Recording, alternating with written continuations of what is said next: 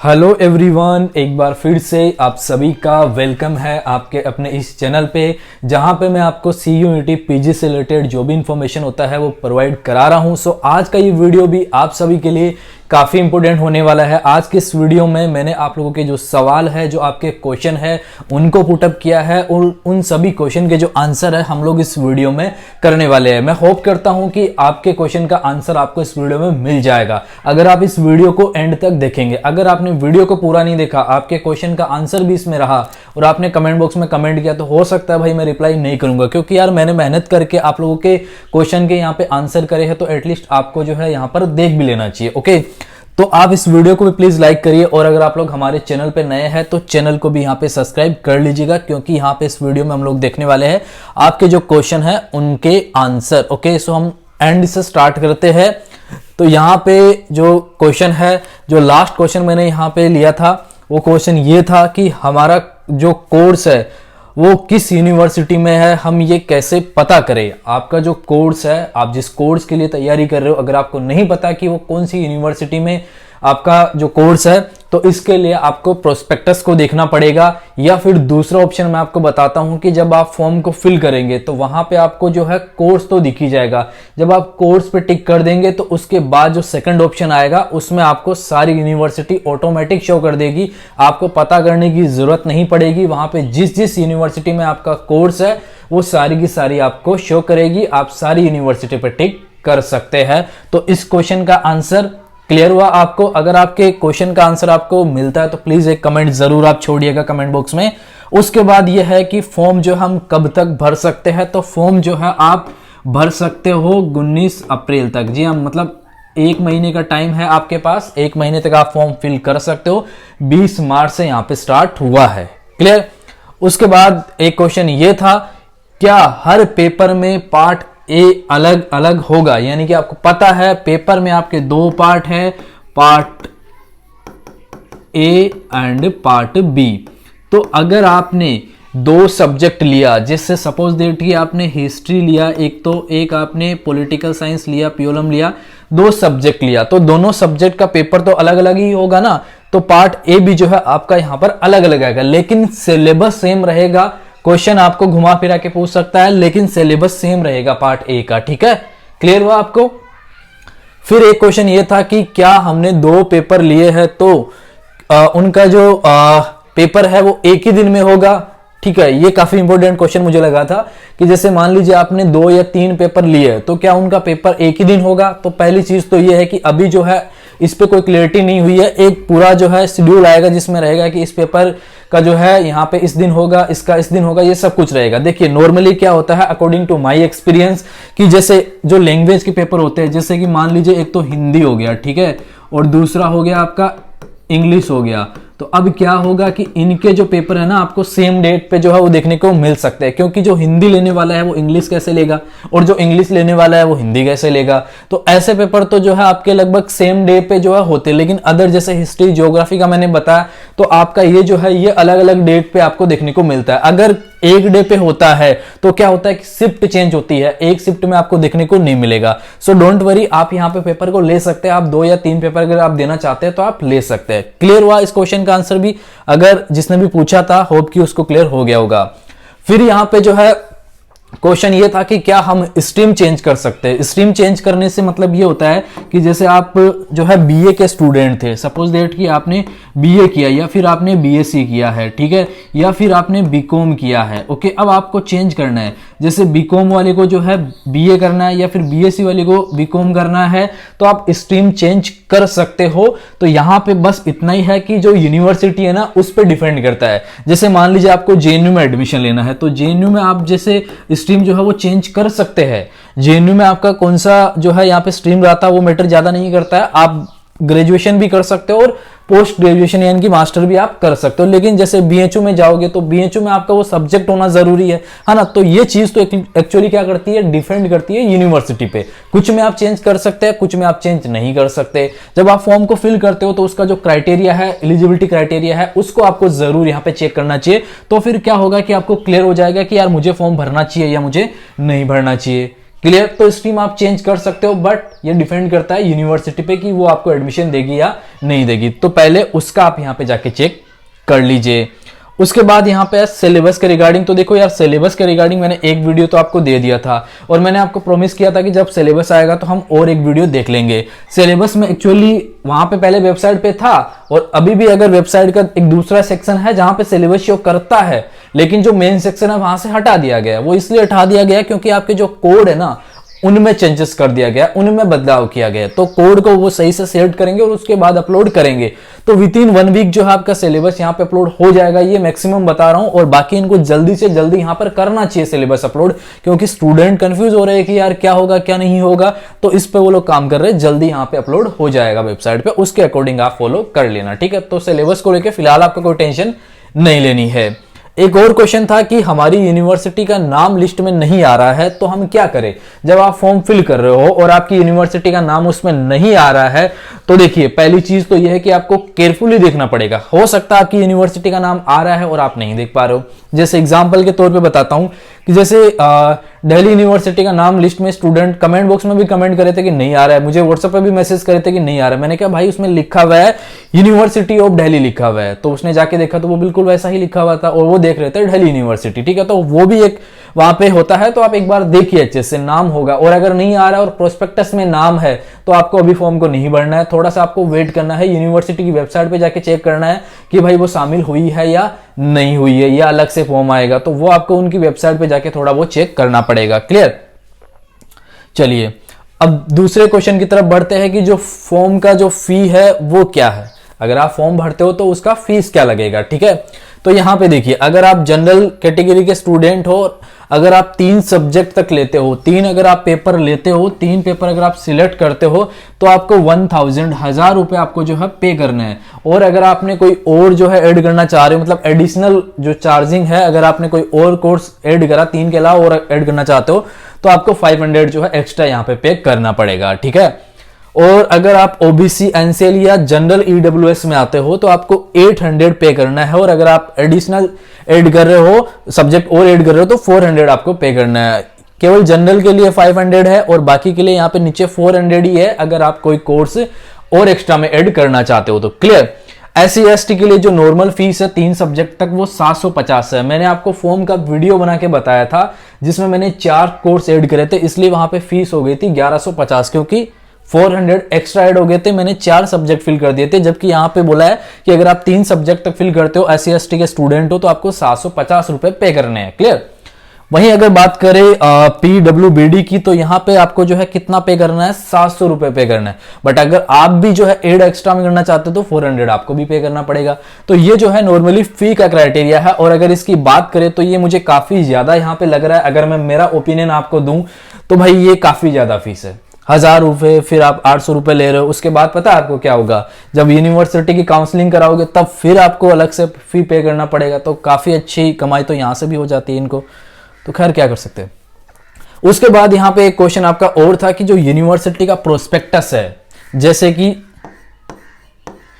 JNU, BHU, Jamia तो खैर नहीं है, लेकिन दिल्ली यूनिवर्सिटी है आपका, तो इन सब का जो प्रोस्पेक्टस है, इनका जो प्रोस्पेक्टस है वो क्या आएगा या नहीं आएगा? बिल्कुल आएगा, प्रोस्पेक्टस आएगा।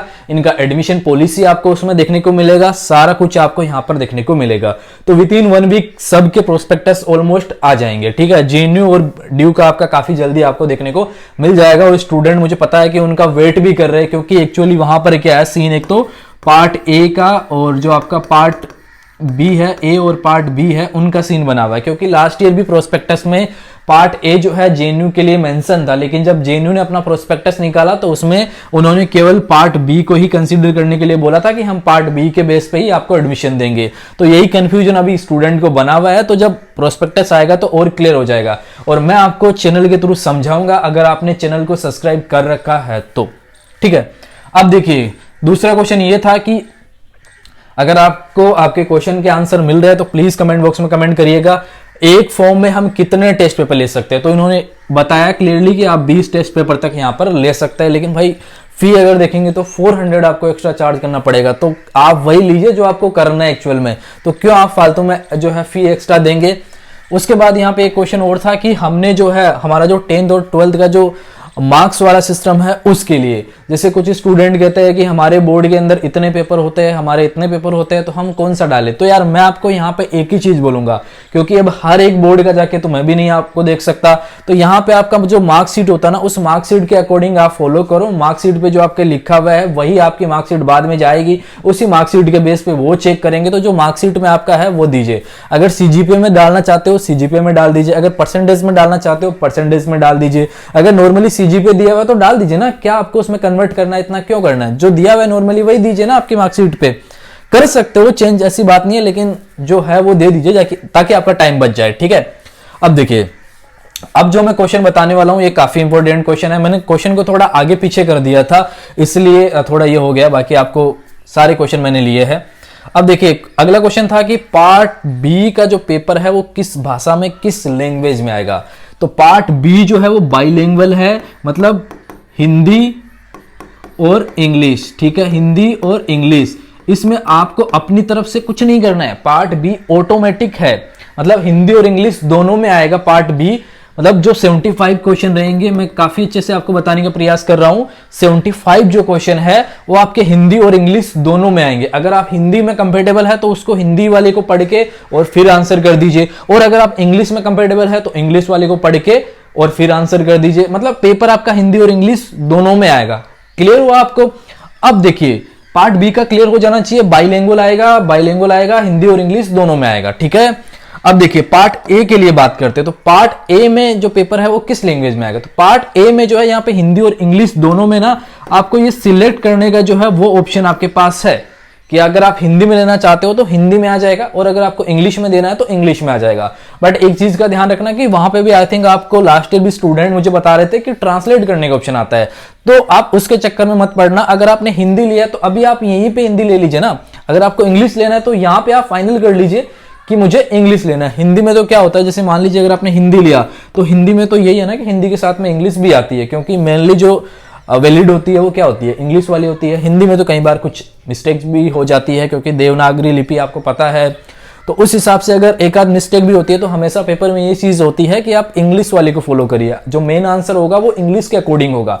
तो हिंदी अगर आप लेते हो तो उसमें इंग्लिश भी शो करेगा, बट अगर आपने इंग्लिश लिया तो इसका मतलब केवल इंग्लिश में ही शो करेगा। क्लियर। तो पार्ट ए और एक पार्ट बी दोनों का आपको क्लियर हो गया होगा होपफुली, अगर आपने अच्छे से देखा है तो। ठीक है, अब देखिए अगला जो क्वेश्चन है वो है कि जब फॉर्म को फिल करेंगे तो कौन कौन से डॉक्यूमेंट आपको लगने वाले हैं। जैसे कि स्टूडेंट कह रहे थे कि ईडब्ल्यूएस ओबीसी, तो मैंने उस क्वेश्चन को यहाँ पे पुटअप किया है, बताऊंगा अभी मैं आपको। फिलहाल इस क्वेश्चन का आंसर कर देता हूँ कि आपको डॉक्यूमेंट के तौर पे अभी कुछ नहीं मांग रहे। जैसे जो एससी के स्टूडेंट होते हैं, मैंने एससी का एग्जाम्पल लेके फॉर्म को फिल करवाया था, आपने देखा होगा फॉर्म वाला वीडियो, तो वहां पे केवल और केवल फोटो और सिग्नेचर ही मांगा था। तो अभी ये डॉक्यूमेंट आपको नहीं चाहिए, ये डॉक्यूमेंट आपको जब काउंसलिंग कराओगे तब आपको चाहिए होंगे। ठीक है, अब चलिए यहाँ पे अगले क्वेश्चन की तरफ बढ़ते हैं। तो ये है कि ओबीसी एनसीएल क्या है, कब लगता है, कैसे बनता है। तो यार कैसे बनता है ये तो आपको अपने स्टेट से पता करना पड़ेगा। ठीक है, वहां पे जो भी साइबर कैफे वाले होते हैं उनसे पूछिए, उनसे राय लीजिए, वो आपको बता देंगे इजीली कि भाई कैसे बनता है। और वैसे नॉर्मली भी आपको मैं बताऊंगा।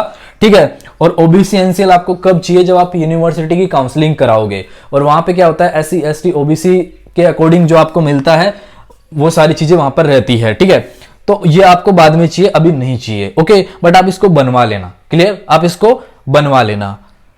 क्लियर हुआ आपको। अब देखिए हमने एक और क्वेश्चन था, इस क्वेश्चन के लिए मैंने 2-3 बार देखा था और मैंने लिखा भी था कि श्योर मैं इस पे वीडियो बनाऊंगा। अब एक एक क्वेश्चन के लिए अलग अलग वीडियो बनाना तो थोड़ा मुश्किल हो जाता है, इसलिए मैंने सारे क्वेश्चन को एक साथ लेके और आंसर करने का प्रयास किया है। सो एक क्वेश्चन ये था कि हमने पिछली बार फॉर्म फिल किया था, हमारा सिलेक्शन नहीं हुआ, तो क्या हमें फिर से रजिस्ट्रेशन करना पड़ेगा, हमें फिर से फॉर्म फिल करना होगा। तो हाँ, आपको ना फिर से फॉर्म फिल करना होगा, क्योंकि इनका जो सर्वर है ये पुराने तरीके से काम नहीं करता। जैसे अगर आप जामिया के लिए भरोगे, या हाँ जामिया के लिए अगर आप भरोगे तो वहां पे रीएक्टिव करने का एक ऑप्शन आता है, लेकिन यहाँ पे ऐसा कोई ऑप्शन नहीं है, आप फिर से फॉर्म को फिल कर सकते हैं। ठीक है, आपको फिर से ही सारा कुछ करना है। ओके, चलिए अब यहाँ पे एक और था कि ईडब्ल्यूएस सर्टिफिकेट कब और कैसे, जैसे वही ओबीसी वाला सीन है, तो ईडब्ल्यूएस भी है भाई आप बनवा लीजिए, अभी अपलोड नहीं होगा, लेकिन काउंसलिंग जब होगी तब आपको चाहिए होगा। अगर आपको पता है सारी चीजें कि भाई मैं इसको ना 10 दिन में जाके बनवा सकता हूं, तो आपको फालतू में टेंशन लेने की जरूरत नहीं है, बाद में आप आराम से जाके बनवा लेना। लेकिन अगर आपको आइडिया नहीं है कैसे बनता है क्या है, तो एक बार आप पता कर लीजिए और फिर इसको बनवा लीजिए। क्लियर। ओके, फिर यह है कि क्या हमें हर यूनिवर्सिटी का अलग अलग फॉर्म फिल करना होगा? अभी तो नहीं करना है, अभी तो आपको CUET PG का ही फॉर्म फिल करना है। जैसे JNU, DU और BHU और भी यूनिवर्सिटी है, मैंने जस्ट इनका एग्जाम्पल आपको लिया है। तो JNU का आपको अलग से काउंसलिंग के लिए फॉर्म भरना पड़ेगा, लास्ट ईयर भी आपने भरा था, और BHU के लिए भी भरना पड़ेगा, और इस साल दिल्ली यूनिवर्सिटी ऐड हो गई है तो भाई इनका भी अलग से होगा, अलग से फीस भी पे करनी पड़ेगी। यही तो है CUET, यही तो CUET का लॉजिक है। आपको आया समझ में? अभी आपको केवल CUET PG का फॉर्म भरना है, ये बाद में होगा और मैं आपको बताऊंगा जब JNU का आएगा तो कैसे फिल करना है, सारा प्रोसेस बताऊंगा चैनल पे। लास्ट ईयर भी बता रखा है और इस साल भी बताएंगे। ड्यू का एड हुआ है, कोई दिक्कत नहीं है, बताएंगे। BHU का है, BHU का भी बताएंगे, कोई प्रॉब्लम नहीं है, सारी चीजें आपको समझाएंगे। क्लियर? ओके, अब यहां पर बात करते हैं भाई सब्जेक्ट कोड के लिए। तो स्टूडेंट को एक बड़ा कंफ्यूजन सच में बना हुआ है कि सब्जेक्ट कोड जो है वो कैसे पता करे। तो देखिए, सब्जेक्ट कोड के लिए मैं आपको लेके चलता हूं प्रोस्पेक्टस पे। ठीक है, ये प्रोस्पेक्टस है जो एनटी ने रिलीज किया है। प्रोस्पेक्टस का पेज नंबर 120 ये आप देख लीजिएगा। यहां से अगर करेंगे तो आपको मिल जाएगा। यहां पे देखिए यूनिवर्सिटी वाइज जो है आपको क्वेश्चन पेपर के जो कोड है वो मिल जाएंगे। जैसे कुछ स्टूडेंट कह रहे थे कि सर बीएड के लिए पहले 01 था, PG QP 01 था, तो अब बीएड के लिए कोड क्या हो गया है? तो यहां पे देखिए, ये देखिए ACQP 01 एजुकेशन शिक्षा शास्त्री बीएड के लिए ही है ये, जिसमें पैटर्न 25 क्वेश्चन जनरल के है और 75 सब्जेक्ट के है। ठीक है, और अगर इसमें देखेंगे तो बीएड में भी अलग अलग होती है, स्पेशल बीएड होती है, और भी बीएड के अलग अलग यहाँ पे जो दिए गए हैं इनके डिफरेंट, तो वो देखिए, लेकिन कोड एक ही है, 01 ही है। अभी तक आप देख सकते हो कि 01 ही है। ओके, अब यहाँ पे 02 स्टार्ट हो गया एमएड के लिए। अगर आप किसी को एमएड करना है तो 02 है एमएड के लिए। ठीक है, बीएड के लिए 01 है, एमएड के लिए 02 है कोड जो है। लेकिन कोड में भी अलग अलग कोड है, यहाँ पे ध्यान रखना। ACQP 0, ठीक है, ACQP 0102 ऐसे। फिर साइंस वालों के लिए अलग होंगे, आर्ट्स वालों के लिए अलग होंगे कोड, और यहाँ पे 0102 जो है वहां पर भी दिखाई देगा। तो यहाँ पे कंफ्यूज मत हो जाना आप। ठीक है, ये देखिए, ये आपको सारे मिलेंगे। ये AC से जो है वो यहाँ पे स्टार्ट हुए हैं।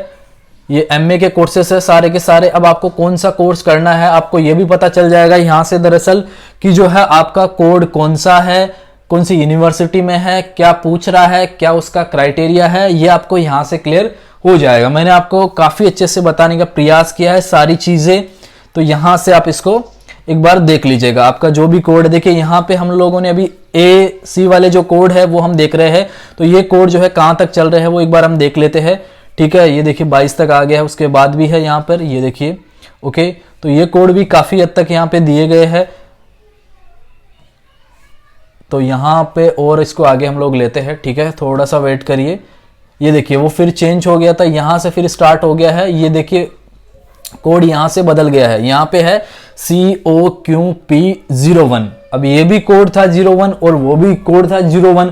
तो यहाँ पे कंफ्यूज नहीं होना है, आपको अच्छे से देखना है। इसीलिए मैंने फॉर्म कैसे फिल करना है उस वीडियो में आपको काफी अच्छे से बताया था कि भाई कोड बदल गया है और आपने कोड सही नहीं भरा, आपने केवल 01 02 ध्यान दिया, पीछे वाला नहीं ध्यान दिया, तो आपका गलती हो जाएगा। आपको सही से यहां पर देखना ही देखना पड़ेगा। जैसे MBA के लिए देखिए, पहले MBA के लिए कोड अलग था पिछले साल, लेकिन MBA के लिए अभी कोड है आपका COQP 01। ठीक है, 01, अब 01 वहां पर भी था, फिर से बता रहा हूं, तो कंफ्यूज मत हो जाना। यहां पर देखना यूनिवर्सिटी का नाम है और क्राइटेरिया दिया हुआ है कि ग्रेजुएशन आपने किसी भी किसी भी स्ट्रीम से किया हो आप कर सकते हो। मैंने एक क्वेश्चन पुटअप किया था कि आप स्ट्रीम चेंज कर सकते हो या नहीं कर सकते। तो यहां से MBA आप कर सकते हो, आपने ग्रेजुएशन किसी भी स्ट्रीम में किया हो, कोई मैटर नहीं कर रहा है, बस आपका ग्रेजुएशन यहां पर होना चाहिए। ये MBA के अलग अलग जो यूनिवर्सिटी है उनका यहाँ पर नाम दिया गया है, कुछ ने अलग अलग क्राइटेरिया यहाँ पर दिया हुआ है। ओके, यहाँ पे देखिए अगर आपको MCOM करना है तो MCOM के लिए भी आपका 01 है, लेकिन देखिए यहाँ से देखिए COQP 01 है। ठीक है, यूनिवर्सिटी का नाम है, उसका क्राइटेरिया है। और अगर हम लोग इसमें देखेंगे तो यहाँ पे फिर जो है कोड 02 वाले स्टार्ट होते हैं, लेकिन कौन से है, COQP 01 और 02 वाले हैं। तो अगर आपको MSc करना है तो 02 है, लेकिन पीछे वाला देख लेना। अब MSc के भी जो है डिफरेंट है। अगर आपको MTech करना है तो MTech के लिए 02 है, डिप्लोमा अगर आपको करना है 02 है। लेकिन यहाँ पे ये साइंस के लिए देखिए, एक MAd एक BEd के लिए हमने देखा था ना, एक BEd मैंने कहा था कि BEd के अलग अलग जो है वो होते हैं यहाँ पे टाइप होते हैं। तो यहाँ पे नॉर्मल जो बीएड है ना, देखिए नॉर्मल बीएड के लिए COQP03 है, ये नॉर्मल बीएड के लिए, जो एजुकेशन जो नॉर्मली बीएड करते हैं उनके लिए है। सेंट्रल यूनिवर्सिटी ऑफ हरियाणा की मैं बात कर रहा हूं, और में भी है। तो यहाँ पे आपको COQP03 देना है अगर आपको नॉर्मल बीएड करना है, या आपको स्पेशल जो शिक्षा शास्त्री वगैरह दिया हुआ था उसमें करना है, तो वहां से आप देख सकते हो। नॉर्मल बीएड के लिए यही है। फिर देखिए, अब देखिए यहाँ पे भाई चेंज कर दिया इन्होंने, हाँ यहाँ पे 03 है ना, हाँ सही है, सेम ही है। तो यहाँ पर भी 03 है, वो झारखंड यूनिवर्सिटी के लिए है नॉर्मल बीएड के लिए। ये 03 है नॉर्मल बीएड वाले, एक बार देख लेना। लेकिन सिलेबस में वही चीज है आपका 25 और 75 के लिए त्रिपुरा यूनिवर्सिटी का आ गया है। तो ये जो है आपको यहीं से पता चलेगा, स्टार्ट हो गया 120 से लेके, और यहाँ पर जो भी सब्जेक्ट है वो अब आपको यहाँ से देखना पड़ेगा गाइस। काफी बड़ा यहाँ पे ये प्रोस्पेक्टस है, 827 पेज का। अगर इसको हम देखेंगे एक एक पेज को तो पूरा दिन लग जाएगा, और ये वीडियो वैसे भी काफी लंबा बन गया है। तो बस आपका अगर एक आध क्वेश्चन और बच गया है तो उस क्वेश्चन को मैं यहाँ पर देख लेता हूँ, उसके बाद वीडियो को एंड करते हैं। नहीं, हो गया, बस ये लास्ट क्वेश्चन ही था आपका, उसके बाद वही हमारा फर्स्ट पेज आपका आ गया है। ओके, तो प्लीज वीडियो को लाइक करिए, और चैनल पे नए हैं तो चैनल को सब्सक्राइब करिए। आप लोगों के लिए काफी मेहनत यहाँ पे किया जा रहा है। हम लोग बस यही चाहते हैं कि जो भी स्टूडेंट हमारे चैनल पे आए उसका फायदा हो, उसको बेनिफिट मिले, कहीं ना कहीं उसके क्वेश्चन का आंसर यहाँ पे मिले। बाकी अगर आपको ऐसा लग रहा है कि हमने ये जो अभी क्वेश्चन बताए हैं इनके बावजूद आपका कोई क्वेश्चन था जो कि मिस हो गए, प्लीज आप कमेंट बॉक्स में कमेंट करिएगा। मैं जरूर उस पर वीडियो बनाने का प्रयास करूंगा, या फिर किसी न किसी वीडियो में उसका आंसर कर दूंगा। इसके अलावा आप लोग टेलीग्राम ग्रुप को ज्वाइन कर लीजिए, जिसका लिंक मैंने वीडियो के डिस्क्रिप्शन बॉक्स में दे रखा है, और एक व्हाट्सएप कम्युनिटी का ग्रुप है, उसको भी ज्वाइन कर लीजिए। उसमें क्या होता है कि हो सकता है कि आपको ऐसा नजर आए कि यार मैं और एडमिन ही ऐड है, बट ऐसा नहीं है। व्हाट्सएप का एक अलग जो सिस्टम है, उसमें जो है आप ऐड हो, सारे स्टूडेंट ऐड है। जब मैं यहाँ पे मैसेज करूंगा तो वो सबके पास जाएगा, क्लियर। तो आप उसको जरूर ज्वाइन कर लीजिएगा, उससे लेफ्ट मत होना। कुछ स्टूडेंट जैसे देखते हैं कि यार इसमें तो कोई ऐड ही नहीं है तो लेफ्ट हो जाता हूं, लेफ्ट नहीं होना है, वहां पे आप लोग ऐड हो, ठीक है। सो बस इस वीडियो में इतना ही। वीडियो देखने के लिए आप सभी का दिल से शुक्रिया।